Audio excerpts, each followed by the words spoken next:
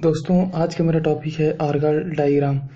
आज इस लेक्चर में हम देखेंगे कि D1, D9, D4 और D6 को कैसे हम आर्गल डायग्राम से डिराइव करते हैं, कैसे हम उसका एनर्जी, एक्साइटेड एनर्जी लेवल या फिर ट्रांजिशन कैसे डिटरमाइन करेंगे। तो सबसे पहले जानते हैं कि ये आर्गल डायग्राम किसने दिया था। आर्गल डायग्राम जो है वो साइंटिस्ट लेस्ली आर्गल ने दिया था। इन्होंने ये एक इलेक्ट्रॉनिक ट्रांजिशन को थ्योरम को बताया था, जो कि डायग्राम के फॉर्म में बताया था, इसलिए इसका नाम आर्गल डायग्राम पड़ा। और ये हमेशा हाई स्पिन कॉम्प्लेक्स के लिए अवेलेबल है। मैं कहने का मतलब है हाई स्पिन कॉम्प्लेक्स पर ही ये लागू होता है। तो आप हमेशा याद रखें कि ये हाई स्पिन कॉम्प्लेक्स के लिए है। और इस आर्गल डायग्राम के थ्रू हम जो हम देखते हैं वो है कि relative energy of electronic terms. जो इलेक्ट्रॉनिक टर्म्स का उसका रिलेटिव एनर्जी देखते हैं कि कैसे कौन ग्राउंड स्टेट में है, कौन एक्साइटेड स्टेट में रहेगा और कैसे इलेक्ट्रॉनिक ट्रांजिशन होता है। तो आर्गल डायग्राम टू टाइप से होता है, एक डी फॉर्म होता है, एक एफ फॉर्म होता है। ये डी फॉर्म कहने का मतलब ये है कि जिसका टर्म सिंबल डी है, और एफ फॉर्म कहने का मतलब है कि जिसका ground state term symbol F है। मतलब डी फॉर्म में ग्राउंड स्टेट टर्म सिंबल जो होता है वो डी होता है, और आर्गल डायग्राम में और जो एफ फॉर्म होता है वो ग्राउंड स्टेट टर्म सिंबल जो होता है कैपिटल एफ होता है।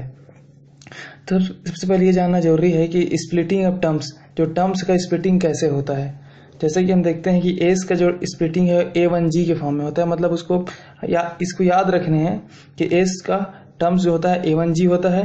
ये ऑक्टाहेड्रल के लिए होता है। टेट्राहेड्रल में क्या हो जाता है, A1 हो जाता है, क्योंकि आप जानते हैं कि ऑक्टाहेड्रल के केस में सेंटर ऑफ सिमेट्री पाया जाता है, इसलिए इसको जीरेट के फॉर्म में लिखते हैं। जबकि टेट्राहेड्रल के केस में सेंटर ऑफ सिमेट्री नहीं पाया जाता, इसलिए इसको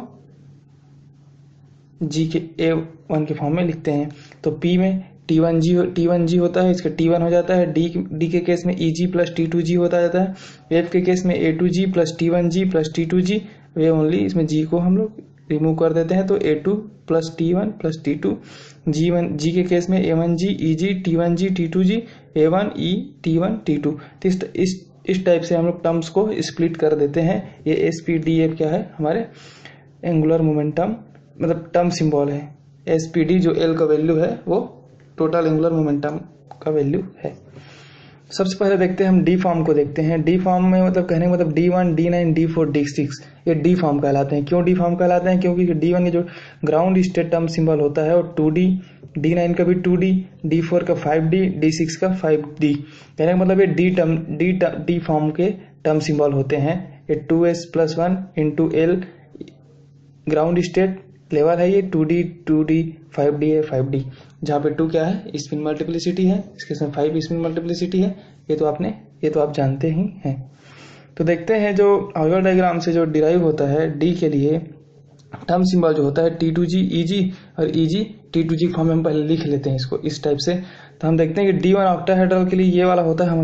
हम जानते हैं कि T2G में एक इलेक्ट्रॉन होता है, वो एक्साइटेड होकर EG में जाता है। तो कहने का मतलब D1 ऑक्टाहेड्रल के लिए T2G से EG एक्साइटेड स्टेट का ट्रांजिशन होगा।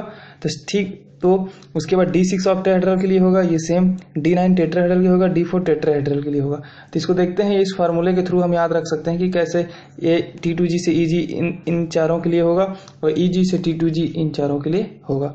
तो जो DN ऑक्टाहेड्रल रहता है तो DN+5 भी ऑक्टाहेड्रल होगा। कहने का मतलब अगर D1 ऑक्टाहेड्रल है तो D6 ऑक्टाहेड्रल भी सेम टाइप का ट्रांजिशन देगा। और D10-n कर देंगे तो टेट्राहेड्रल हो जाता है। कहने का मतलब एक 10- अगर 1 के लिए देखें तो 10-1 9, तो D9 जो होता है, D9 टेट्राहेड्रल जो होता है वो सेम टाइप का ट्रांजिशन देंगे। तो बस D1 जैसे ऑक्टाहेड्रल में एग्जांपल में D1 लेता हूँ तो D6 ऑक्टाहेड्रल सेम हो जाएगा, और D9 जो टेट्राहेड्रल है वो भी सेम हो जाएगा। तो D6 ऑक्टाहेड्रल है तो D10-6 भी कर सकते हैं, जो कि टेट्राहेड्रल के लिए हो जाएगा। तो D4 टेट्राहेड्रल हो जाएगा। 10-1 अगर करते हैं तो ऑक्टाहेड्रल से टेट्राहेड्रल में चेंज हो जाता है, चाहे टेट्राहेड्रल से ऑक्टाहेड्रल में चेंज हो जाता है। तो इस केस में मैं D1 ऑक्टाहेड्रल से स्टार्ट किया हूँ तो DN+5 जो होता है ऑक्टाहेड्रल में ही रहेगा, लेकिन 10-1 कर